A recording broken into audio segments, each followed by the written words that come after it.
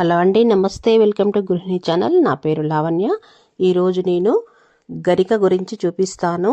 గరిక మన గణపతి దేవుడికి ప్రీతికరమైనటువంటి పూజకు ఉపయోగించేటువంటిది కదండి గరిక.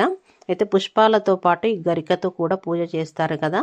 ఈ గరిక అనేది గడ్డి జాతికి చెందినటువంటి మొక్క. ఇది మనకి చెరువుల పొంటి, పొలాల పొంటి ఉంటుంది కదా. అయితే ఈ మొక్కని నేను గరికని తీసుకొచ్చి ఒక కుండీలో అయితే పెట్టాను. పూజకి రోజు ఉపయోగించవచ్చు అనేసి పెట్టాను. అయితే ఇది నేల మీద ఉంచినట్టయితే అది చక్కగా పాకుతూ వెళ్ళిపోతుంది కదా.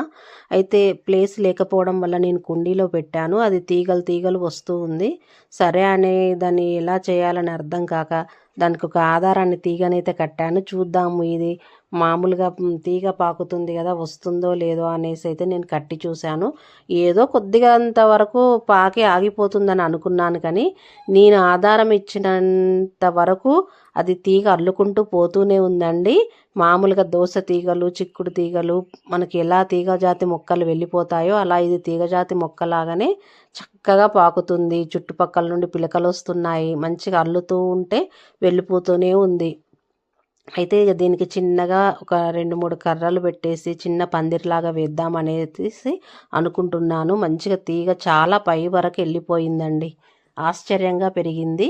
అసలు తీగ చక్కగా అల్లుకుంటూ వెళ్ళిపోతూనే ఉంది. ఒక మల్లె తీగ వల్ల అల్లుకుంటూ వెళ్ళిపోతూ ఉంది.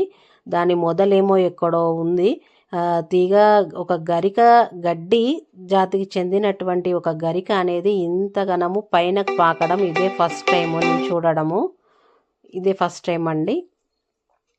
చూడండి, ఒక మొక్కని ఇష్టంగా తీసుకొచ్చి మనము పెంచి ఇలా చేద్దాము, ఇలా చేసి చూస్తే వస్తుందా అనే ఆలోచనతోటి నేను పెట్టి చూస్తే మొక్క అలానే నా ఇష్టపూర్వకంగానే తీగ పెరుగుతుంది. తీగ ఆ పందిరికి ఎక్కిద్దామనుకుంటే పాకుతుందండి.